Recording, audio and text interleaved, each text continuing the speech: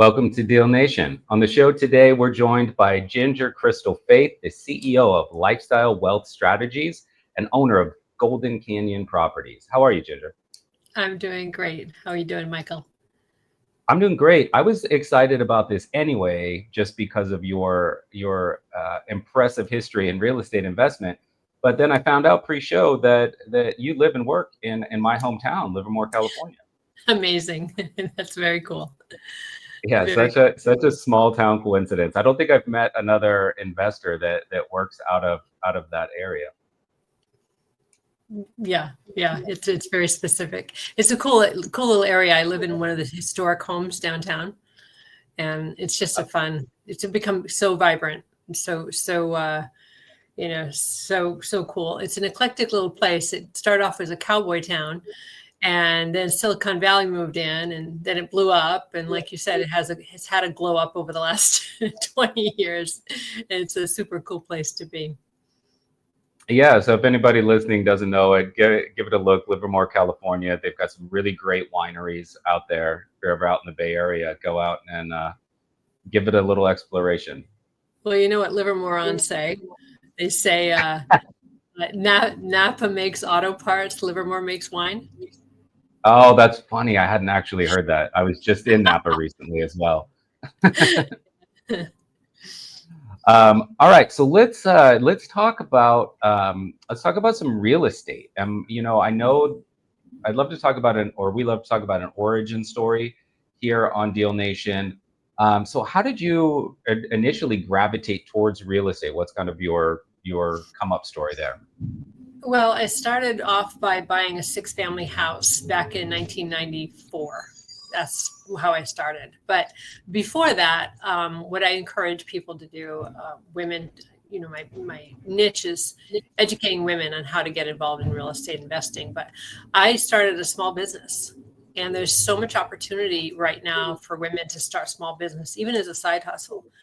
And so I started a small business, and it started doing really, really well. And then I thought, wow, what do I do with all this money? I can't buy another pair of shoes. I need to do something with this money. So Yeah. it's like, oh, next thing, just buy a six-family house, right? That's how young and reckless I was. But it worked out. It was a Victorian. It was distressed. I saw potential where others saw risk and bought it. And the first thing I did is I slapped a coat of paint on the outside. And the story is that I created a painted lady, cream, pink, and purple, because nobody told me I couldn't do that.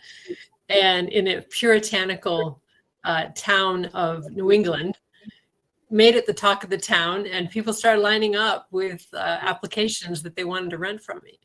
So that's how I got involved. Yeah. That's interesting because I know that you are also a very successful Airbnb host. I guess we should quickly cover the fact that in your real estate career, you flipped something like 57 single family homes. You're a very successful Airbnb host. You own commercial real estate. You've really kind of run the gamut of what's possible in real estate investment. Yeah, I have ADD clearly. Yeah. Well, I love the story of the way you kind of added some uniqueness to that house in New England because this was very much a precursor to Airbnb, probably a good like 15 years ahead. But having that unique kind of curb appeal and that unique rentability, I mean, I think you saw very early on, like probably what it takes to have people look at the pictures and look at the booking site and go, yeah, that place looks interesting. Yeah. It's true. And it was very organic. It was way before HGTV didn't exist when I was doing it. There was no two-time girl. I missed my calling when I was a kid. I could have got like on board and done all that stuff, but I just worked. I just worked, and I was thinking and like, oh, this would be cool. I laugh when I think like, what was I thinking? Nobody else had a pink, purple, and cream house, but I saw it in a book, and I'm like, this would be cool. So, and it ended up working out. So, yeah. No, I love that. So at that point, I know you jokingly say they have ADD, but before you really kind of learn to diversify and learn to take on other kind of challenges as an entrepreneur, did you have an early niche in real estate that you, after that 6-bedroom, that you focused on? Well, yeah, I started buying multifamily apartment complexes, because they were available, they were affordable. The numbers worked back then easier than they do today. You really got to get something distressed, and you've really got to get somebody who's a don't wanter, as they say. But they were available, and it was really exciting to start getting rent. And I moved into the penthouse of the property, a beautiful mahogany library. It was so cool. It was an old Victorian with a widow's peak and a great neighborhood. But once I got the taste of like living for free and actually getting paid, it was like, oh, I want to do this again.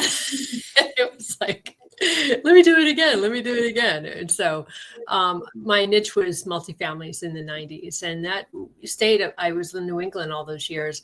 My first flip was in 96. And I walked into a credit union. It was a fireman's credit union. And I said, hey, I saw that you have this house that's all, in distress, and you took it back. I'll buy it from you for $15,000. And then they said, oh, 17. I said, okay. And I took money from the pink house, took the cash out as a HELOC, grabbed that and renovated it, and then flipped that. And so it was just, just curiosity. It was a lot of curiosity, just like, oh, what will happen if I do this? What will happen if I do that?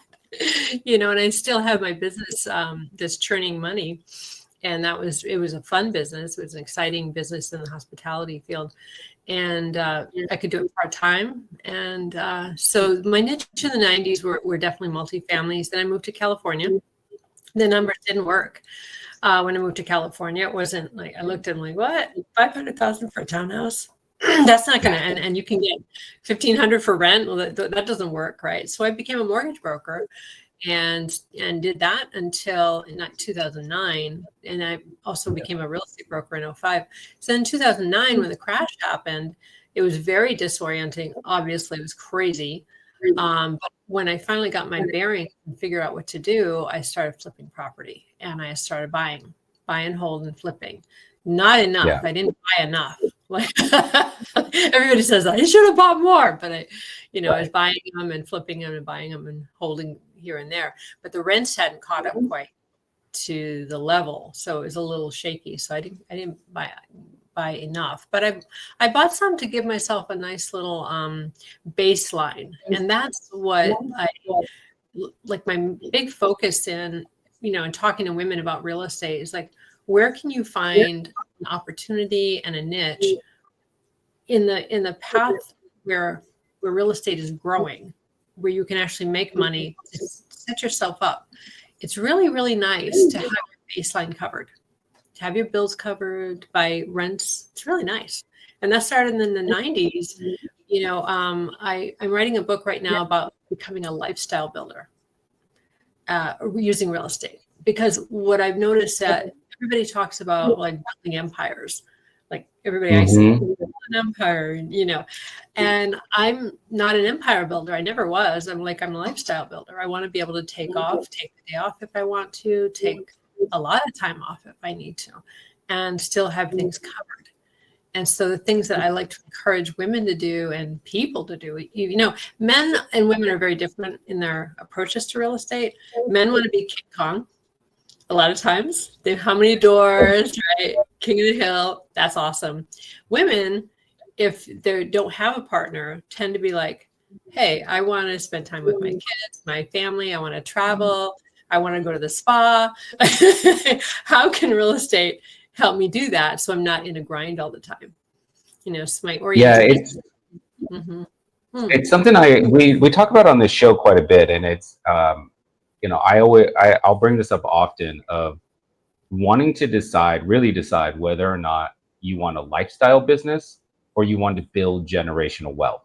Because I've seen it happen a lot with investors where they just start building up, they get some success, they get cash flow coming in, and they think, well, now I have to turn that into more investments. I have to turn that into different business structures. I have to continue being an entrepreneur and fill this time with business and money making.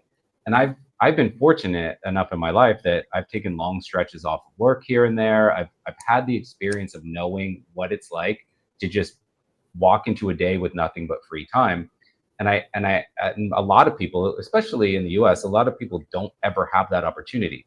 So when they get faced with free time suddenly, because they've got enough cash flow coming in that they can walk away from a 9 to 5, a lot of times they fill that absence, I think, with more activity, right? Because you got More to or fill the more hours, work or more work, more right? work, Or more busy work instead of or busy work. right, instead of lifestyle. Hmm. So I'm curious, like at the beginning, like as you approach this with the women that you're working with, how do you kind of frame that opportunity from the beginning of that finding the right balance between funds and fun? Between funds and fun. I like fun. I like it. I like it. I'm gonna use that. That's good. Funds and fun. Um, it's really a matter of real introspection. What do you really, really, really want? And that's sometimes evolves, right? Sometimes you want one thing in one life, in one part of your life, and that evolves to another aspect of life, right? So really introspection. I'd say a lot of prayer and thinking and walking and experiencing things. The more you experience life, the more you say, oh, I love this, I hate that, right? So Yeah. get involved with life, find out what it is that you really enjoy and you want, and then make that your goal, make that your target. And then also I think that there's a element with women, a lot of women, maybe men too, of feeling worthy of that. And there's a cultural brainwashing of like work, work, work. Your value is tied to your work. And it's true. Sort of, right? But not really. Your value is who you are, and your value is obviously in the marketplace. It's what you produce, but it's not necessarily trading dollars for hours. And that needs to be like reconstructed in our mind. I'm a master at re-brainwashing myself, and I'm still working on it.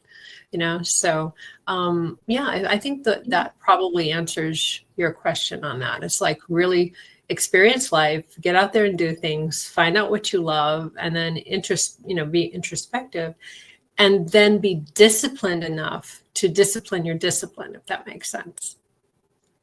Yeah, of course. So you had to have learned this somewhat through doing it. So for you, what were once you had that cash flow, what were some of the lifestyle choices or just things that you were curious about where you chased your own curiosity? What were the things that you were interested in? Well, mine have to do with many, many years ago, I went on a personal healing journey. That Mhm. was a big thing for me. And what real estate allowed me to do is literally take 5 years basically off. I kept my business going, my little business that was like 20 hours a week where I made full-time income, which was great. But I like squirreled away 4 days a week for about 5 years. 4 days a week, I would like disconnect, to unplug, and I would read, meditate, go to the gym, eat super healthy food, and like just be away from everybody, and like just and just enjoy my life, and then decompress and unwind. And that was very powerful to be able to take that significant time off and be away. Literally, I got a place an hour away from where I was, where I was stationed, working all my work. And I just enjoyed doing that, and went to classes. I took a 1 month master class with certification on neurolinguistic programming, NLP. So I went away to Colorado for a month. I had time to do that. And that was, to me, that's my jam. I love that personal development type of stuff. And that for me, but other people will like travel or do other things. But that was, for me, that was like, because I'm always a grower, even if I'm not working, I love to learn and grow still. And so that was probably the most significant, to take that, 5 years off, 4 days a week, and then just have the money coming in the background. That was probably the most significant thing that I've done. Other than that, just traveling and, just being able to take. Right now, I'm going away once every quarter to meet some people that I work with through the Commercial Academy, the J. Scott Chill Commercial Academy. I take off. I'm leaving in a couple weeks to New England and to an event, so do that once a quarter and have the flexibility to do that. Yeah, there's a couple things you said I think are important and kind of worth highlighting. One being I hear often where people that have really been under the grind for years and years and years say, well, I could never take that much time off. I'd get bored. No, you wouldn't. You just say that because you haven't done it, right? Like, right. Well, you have to have something days, to substitute, right? Well, we find out what it is that you enjoy. If you need mental stimulation, what are you going to sit watch TV? I mean, that's ridiculous. Anybody who's watching this right now, we're not like just vegetators, right? We're doers. But if you're an adventurer, like clearly you are, right? You're an adventurer, so you'll find something to stimulate your mind and learn and grow just in a different direction. And there is a lot of beauty in a day where you get up, you go for coffee, you do some shopping for dinner later, you read a book in a hammock, you go hang out with some friends and have just an afternoon hangout session. You have dinner at home and you go, how is it 8 o'clock at night already? I didn't do quote unquote anything, but you did, right? And those days go by really quickly, and you start to like you said, decompress when that happens. Soul restoring days, right? Soul restoring. Yeah. And the other thing that you said that I really like, and I think it's a hard one for people again that have been kind of under the grind to grasp, is that a lot of times the things you do for self-development are just for self. They're not for money, right? Mm-hmm. So it's like programming classes, something like that. It's not because you want to make a career change, because you have genuine interest in that and you just want to learn it. If you want to learn guitar and you start playing, whatever Jack Johnson's songs or something on the acoustic guitar, you're not planning to be a rock star, right? You're just learning something. So yes. I think there's a lot of things like that where just for the joy of doing it, learning it, spending the time can be, again, like really healing, like you said. It's so anti-Silicon Valley. Yeah. I'm only half joking. Yeah. Yeah. But the flip side of that to those listening, they're going, nope. I'm a hustler, or I'm an entrepreneur.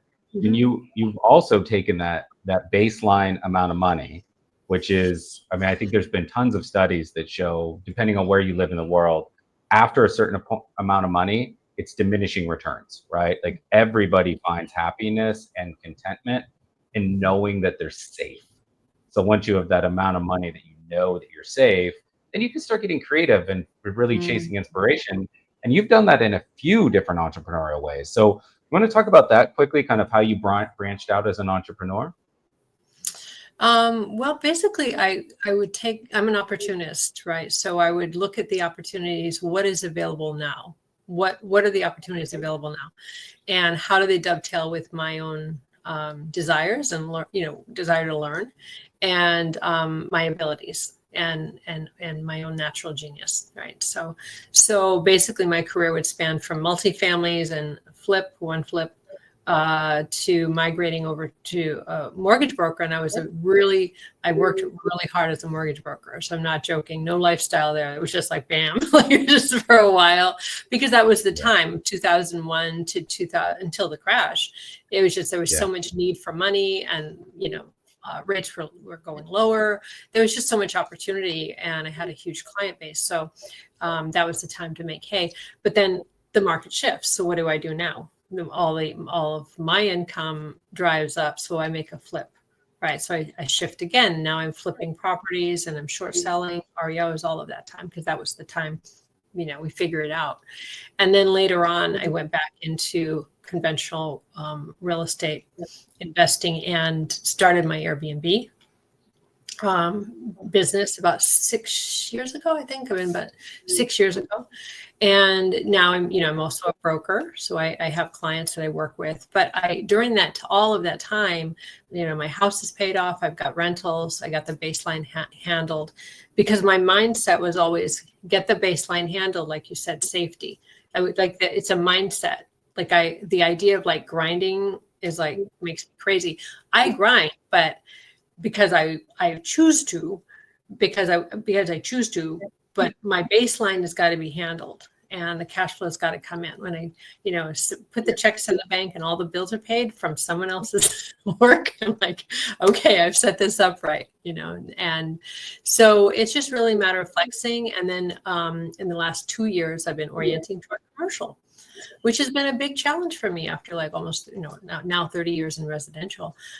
To learn commercial has been a big challenge, and to be with people who are like on another level from me has been exciting. At first, honestly, when I first started learning it, my brain checked out. It was like, oh, I just want to watch TV and eat popcorn right now. I do not want to listen to this cap rate crap. Like, what is this cap rate compression? I was like, what is this? Right.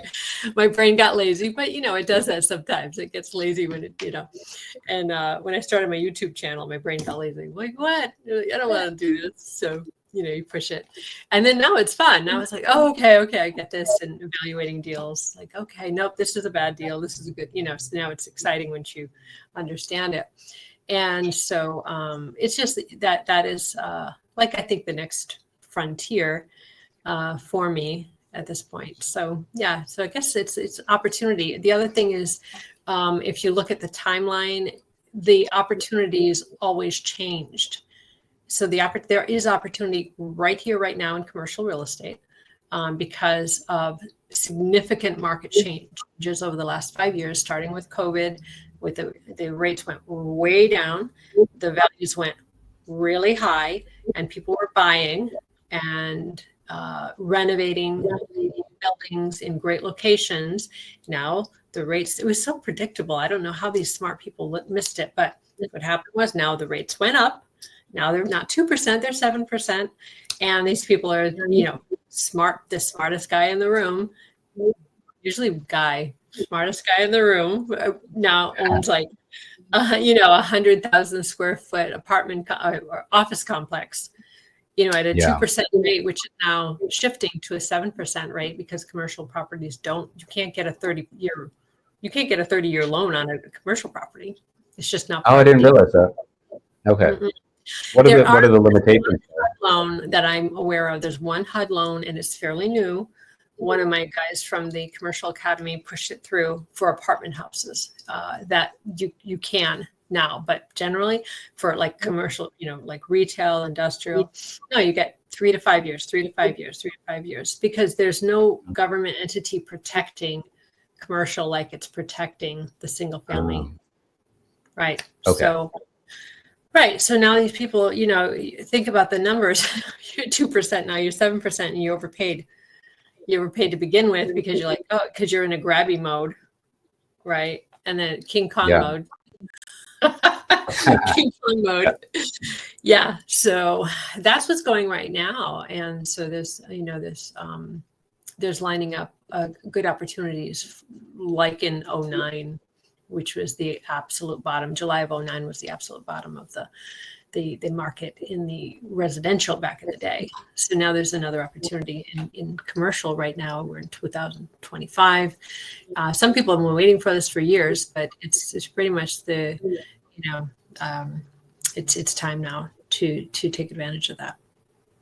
Yeah. So you've identified, I think, three kind of core areas to entrepreneurship. One, taking the leap and just having that entrepreneurial spirit to just get started. Mm-hmm. Two, really striking the right balance between empire building and fun, right? And then three is recognizing new market opportunities and when to make a shift and keep yourself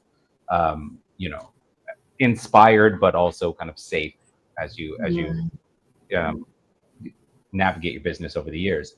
So with those kind of three things in place, I'd love to like hear specifics about obviously the why you work. You work with a lot of women entrepreneurs to help them find success, but also the how, and kind of walk through your process of working with them in those different kind of sectors. So that's a very broad question. So let's see if we can break Yes. it down. Yeah, let's see if we can break it down. When I first That's the next started, 20 minutes.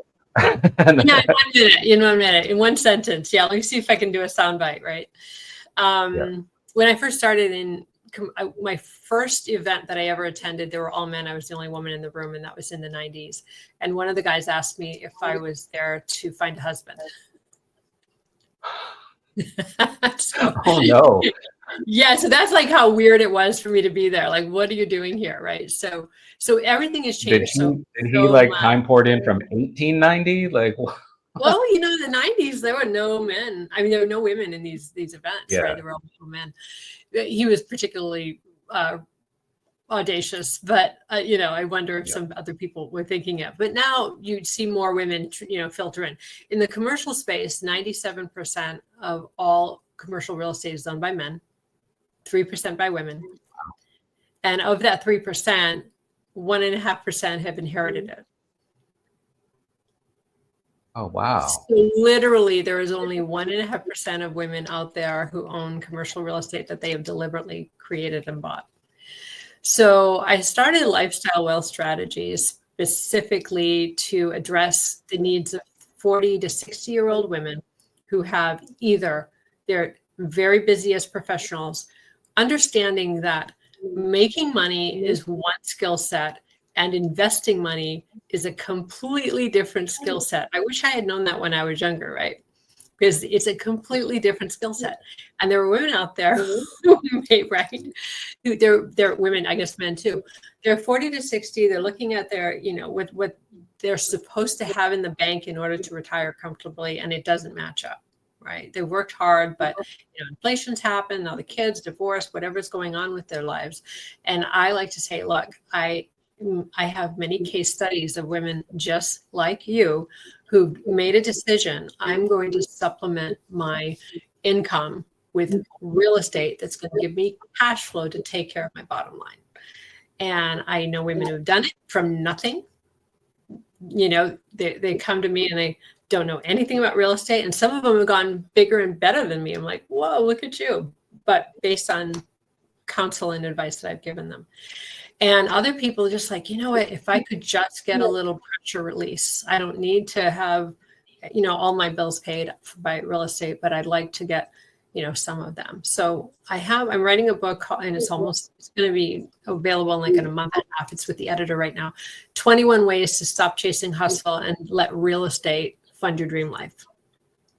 And so there are 21 ways. So I'll give you, since you asked this big, broad question, let's narrow it down to two very, very big. I'll give you a story of two different people in completely different situations. One of them is a school teacher. She's a school teacher. She's an art school teacher. Okay, here's one case study. An art school teacher doesn't typically make a lot of money. And she lives in Silicon Valley raising two kids. Now she's putting two kids to college. She travels all the time. How does she do it? Well, one of the ways is when she travels, she rents out her home to Airbnb. And sometimes she'll rent out to Airbnb just to get enough money to travel. And she'll sleep in her daughter's room. So she'll rent out the master bedroom. It's very creative. It's a simple, her value is traveling. She just got back from a 3-week trip to Europe, and brought her son with her. So that's using real estate. That's being creative. She's not owning a bunch of real estate. So that's the kind of thinking. It's just about how do you creatively think to get someone else to pay for your lifestyle. So that's like a very simple thing, right? Some people, that's where they fall. Like, how can I just think a little differently and take a little risk? Obviously, she's bringing somebody into her home, right? So it's like not necessarily comfortable, but that would be like a baseline. Now, I have another friend who decided she absolutely wanted to retire, own a farm, raise organic vegetables and have fruit trees and travel. And what she did was she, while we consulted together, she used my attorney to help out. And basically in about 3 years, she really compressed time. She flipped a 56 unit apartment complex, a garden style complex, from garbage to gorgeous, and then took the money and left California, bought 10 acres, built a house. She walked away with multiple seven figures,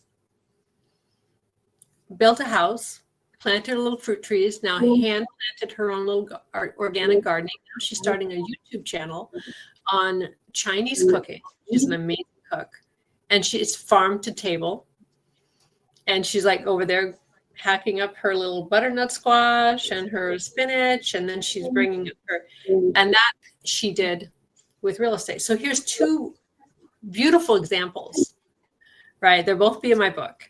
So the beautiful examples of like one person, I just want to travel, and I just want to make a few, make sure my bills are paid. And the other one's like, no, I want out of the rat race. I'm out of Silicon Valley. I want my farm. She's got a little dog. She's happy doing her own thing. So this is my thrust, basically, after experiencing this myself and then seeing other people use real estate so creatively. I love giving stories like that and inspiration because we learn from each other's stories. Well, what I really love about both of those stories is that they're lifestyle stories, right? Mm-hmm. Every coach I know will ask the question, what kind of business do you want? But what kind of business do you want? And, what's your ideal life 2 years from now or 3 years from now are different questions, right? And the focus on that, like that end goal of owning 10 acres and having a YouTube channel focused on farm to table cooking, and like that is the thing that real estate funds or fuels, right? So it's that, what's the lifestyle goal at the end? If you think that way deliberately. Right. So one of the things, though, that you must get this a lot at the beginning, and I'm curious about this, is you were saying that like wealth building and investing are very different things, right? And I also wish that I knew more about that when I was younger. But one of the tenets with, if you call up your bank and you're like, hey, I want to invest some money, one of the first questions they're going to ask is, what's your risk profile, right? And there's kind of a risk profiling that goes along with entrepreneurship, right? Of how much you really want to go all in, of how much time you can put towards this until you have your baseline built up. So how do you help women kind of navigate risk profiling in the beginning? That's a great question. Again, it goes down to introspection, right? How old are you? What's your past risk profiling, right? If you're like, okay, I just want the money in the bank, well, that's really one real strong risk profiling, right? You and I like briefly touched on the idea of like how to prevent being scammed, right? So dovetailing risk profiling, there are people who literally, because of greed, they have written checks to people who are scammers. Like, and this is happening right now. So risk profiling, you really want to, you don't want to be, it's really a great conversation. We could do a whole entire podcast on this whole question, right? Introspection, your age, and what you want to accomplish. And then being curious, asking a lot of questions, and finding out where you need to be. And of course, they do say diversify, and I do think diversification is important. Some people say, put all your eggs in one basket and watch that basket, but somebody could squash the basket. So that's so you really, you can watch the basket and still lose. So when I say diversify, my accountant says I'm a little heavy weighted in real estate. So I'm acknowledging that. I'm like, okay, let me see how I can, find other ways. So I'm in certain types of crypto and certain AI and so I'm rerouting some things to get more balance. So my idea for diversification was, how many properties can I own that'll give me cash flow? That's my idea of diversification, right? So so yeah, I think being introspective, like having people, because it's not a one size fits all. I can't tell you what your risk profile is. You've got to look at your own self. But safety, safety, safety. Like, I think getting counsel from people smarter than you, helping you to be safe. That's most important. And working with people, only writing checks to people who have a very wise track record, not just a good track record, but a wise track record. And so with me, like 2010 was a big crash, but then after that, everything was hopping. And we've only had one market, and that's up since 2010. So I really like to consult with people who have been around since before 2010, if they're operators. So if I'm going to write a check to someone, not necessarily that's the only criteria, but they have to be more safety focused than I am. And I need to see that and know that. So recently I bought a 30,000 square foot commercial building with some friends of mine in Sacramento. And it cash flows neutral at 40% occupancy. So it's a distressed asset. But my friends are more safety conscious than I am. They're more that the wife who's the main underwriter, she's like crazy safety, like she reads everything and makes sure everything, and I read everything when it comes to leases and what's the story, what's the problem, I know this is like it's such a big question, so I'm having a hard time winnowing it down. I'd say find people around you who are very safety conscious. Richard Branson says, protect your downside, the upside will take care of itself. And so really, really focusing on safety first. And whatever your risk profile is, do you want to lose it? No, nobody wants to lose it. Right. So yeah, I'm glad.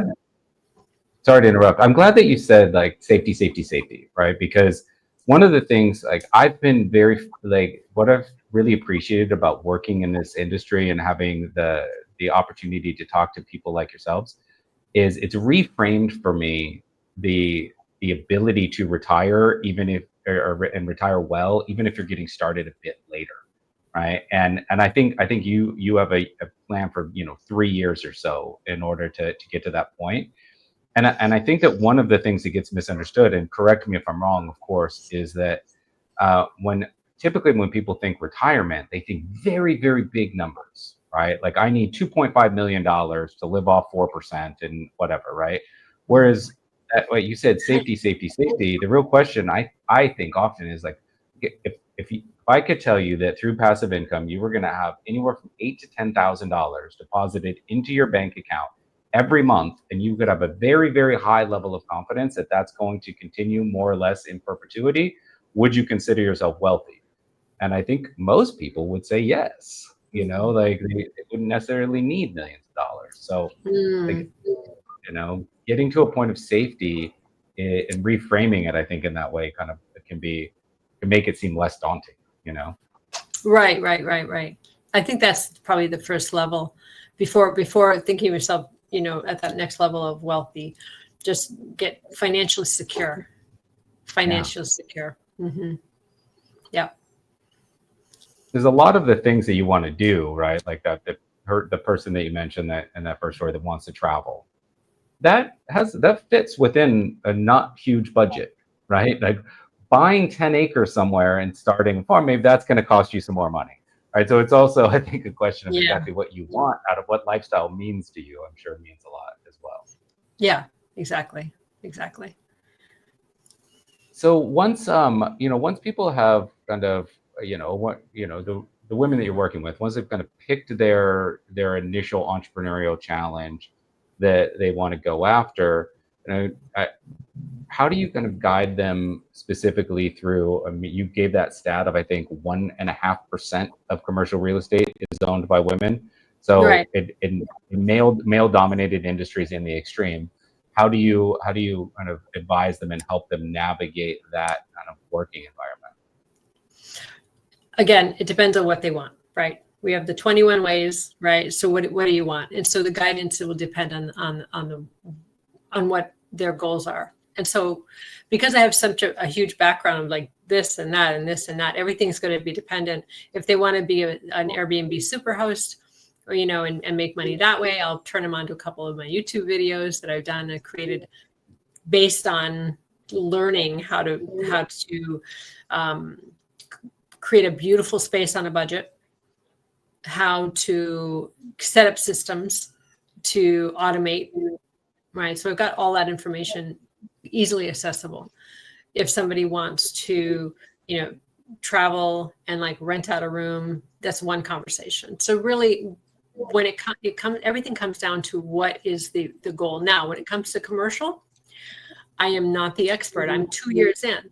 The people I work with in the J. Scott Shield group, they take down $1 billion a quarter in distressed commercial assets. A quarter? Yes, a quarter. Wow. So there's a group of them, like, you know, like a pot of orca whales, right? Taking down this stuff, right? And they work together. They work together to take this down. So I'm just like, okay, you know, I'm like, you know, a little baby orca. And then, but I have good friends who are phenomenal underwriters. So I would literally say, come with me, and we'll, you know, and we can, you know, we're learning together, because it's really, it's like you're playing with the big boys now when you get to that level, and people have to realize that you know, you're going to need to get that safety.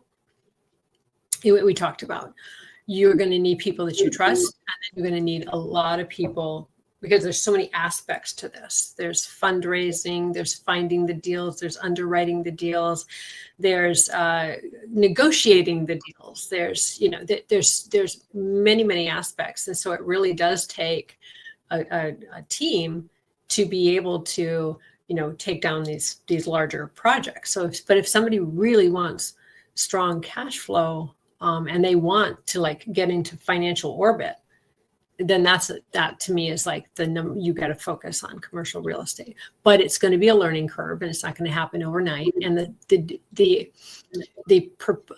possibility of messing it up is high, very high. So you're going to be very careful. It's a lot easier to like rent out a room, you know, than to take down, you know, an apartment complex or a strip center or something like that, right? There's a lot of more, you know, leases and lawyers and a lot of conversation. But if that's what somebody absolutely wants to get into financial orbit, never think about money again, if they do it well, that's the way to go. And within these niches, are there opportunities in your community for women to network together, entrepreneurs to network together, or there are kind of regional meetups that you can recommend so that people can kind of find their peers within that space? Yeah, we have a monthly meetup in Silicon Valley. We have it in Dublin, California. We have it at the Fieldworks. And interestingly enough, there are more women coming than there were before, which is awesome. Go on to meetup.com and start looking around. There are a lot of really good ones. If you want to do the commercial space, Beth Azor has a great YouTube channel, and she may have some groups, but they're all over the country. Word of caution, I've noticed with some of these meetups that you do have to, if you're going to invest with the leader, you know, the lead person, they're usually looking for funding deals. That's why they create the meetup groups. Not a bad thing, but you just have to make sure that you vet them, you stress test and understand how, you know, what you're doing, what you're getting involved with, and you're not letting your greed glands, you know, take over. And then you look at their reputation and ask around, talk to people, and make sure that they have a solid reputation as a great operator. You only want to work with great operators who know what they're doing and that you can trust. And that's one of the things probably the most important thing I've learned over 30 years is make sure that if you invest with anybody, that they have a long track record and they put their investors' interest above their own desire for just acquisition, you know. So Yeah, and when choosing a mentor, it's really important to. It's not always the biggest names that matter. Like you said with the commercial real estate, you said you're not the expert. But I would going in, I'd much rather learn from you than try to chase down one of those orcas that you mentioned. I don't need to learn from the orca, right? Like I want to learn from somebody who's recently gone through what I'm about to go through and can give me advice that's practical to what I'm about to go through. Because I don't need to close $1 billion a quarter. I'm just trying to pay mhm. bills, right? Right, And so, right. right. So finding Yeah. that right mentorship. And I think another important thing I think is important that kind of speaking of risk profiling, right?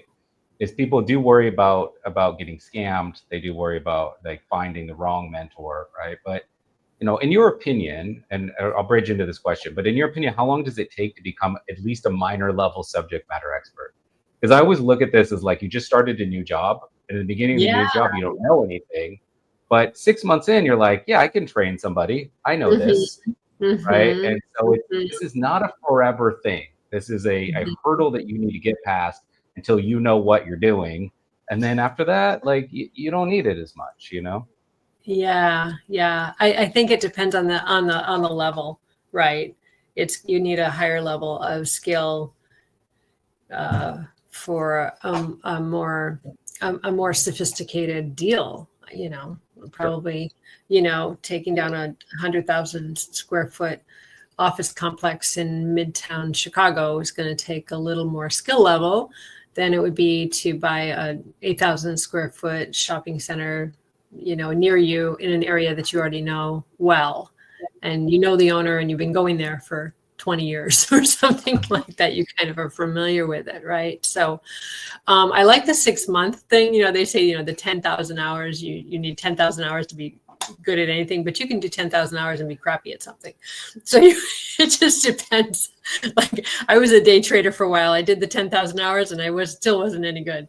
But in real estate, it's like I still was like, I got to go back to Yeah. real estate. I did that for a little, bit.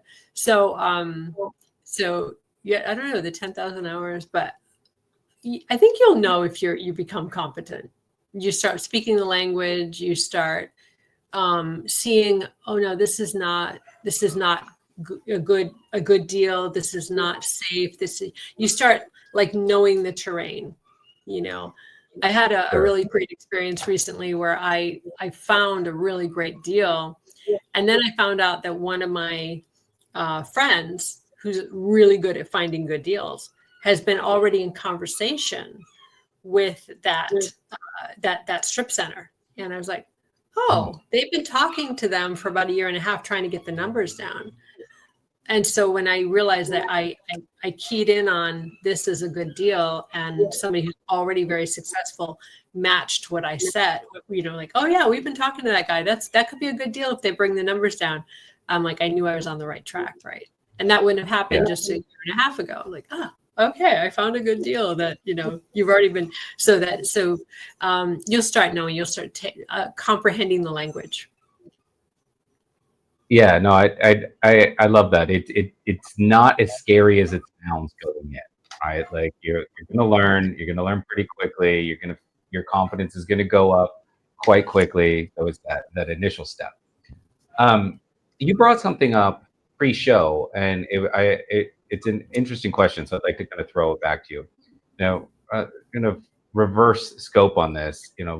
Women navigating a male-dominated industry is one thing, but for that, the male side of the perspective, what are some ways that they can improve the way that they're working with women in the field, help support women entrepreneurs, and create a better kind of shared experience for everyone?